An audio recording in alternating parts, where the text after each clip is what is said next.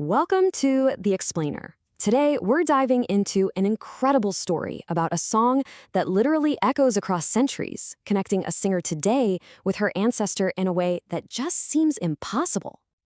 So think about this for a second. Can a piece of music hold a memory? Not on a page, but deep inside our own DNA. That's the mystery we're exploring today, looking at a family where a melody seems to do exactly that, carrying an ancient blueprint across generations. All right, so our story actually starts right now, in the present day, with a connection so strange that scholars just couldn't ignore it. I want you to meet Pepi Hilalawasaja Tarraqhavvezz. We can just call her Pepi. She's this incredible artist known for her Golden Heart River chants, which she performs right there at the water's edge. People who hear her say her voice has this quality. It's like warmth and sorrow all at once. But here's where it gets wild. When mathematicians and music scholars started analyzing her chants, they found something absolutely astonishing. These weren't just beautiful original songs. They were echoes. Echoes of a very old, very complex piece of work that she had never, ever seen or studied. Just how precise was this connection? Well, get a load of this. They analyzed one of her chants, and its sound wave was a 99.98% match to an ancient diagram. That's a difference of just 0.02%. That's not a coincidence. No way.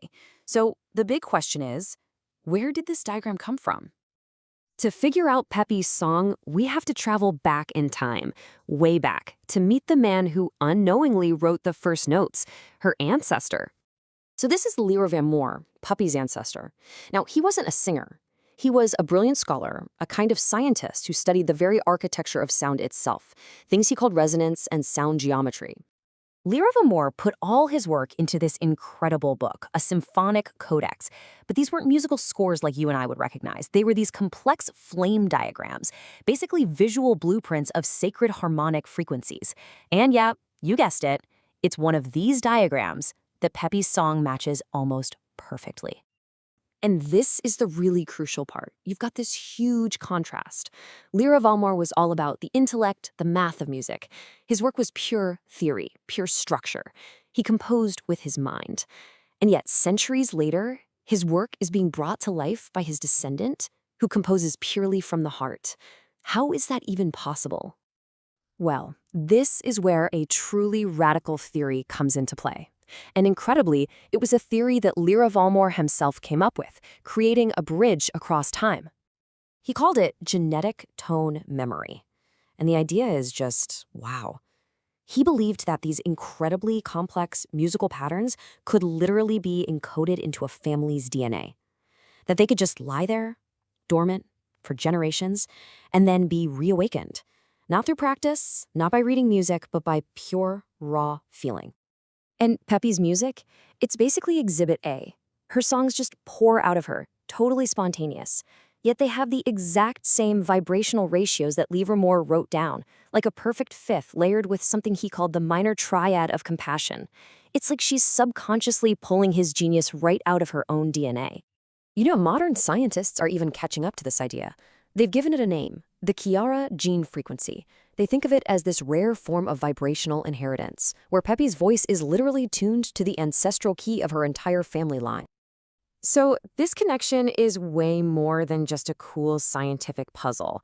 For the Tarraqhavvezz family, it has this deep, deep symbolic meaning. In their tradition, you've got two big symbols. The flame represents divine creation, intellectual purity, math, that's Lyra Van Moor. And then you have the river, which symbolizes emotional flow, feeling, human connection, and that's Pepi, his mind, her heart, his structure, her soul. And there's this amazing quote that just nails it. Lyra Van Moor's diagrams were written in gold leaf ink. He literally wrote in light. Pepi sings by the ocean, her voice blows like water. She isn't just replicating what he did, she's completing it. She's turning his mathematical perfection into something we can all feel. And get this, they actually have a ritual where you can see this connection happen. They hold a ceremony where they first read from Lyra Van Moor's old manuscripts. Then they play a recording of Pepi's chants. And as her voice fills the room, the gold leaf ink on those ancient pages begins to physically shimmer. For real. And right as that shimmering happens, a phenomenon that scholars have actually documented, the family says 4 simple but incredibly powerful words. The river remembers the flame. It's both a fact and a belief that the heart of the present holds the memory of the mind of the past. So, how is this amazing legacy kept alive today? Well, their story has actually become the foundation for a whole new way of teaching. At the coastal academies, they teach Livermore and Pepi as 2 halves of a whole.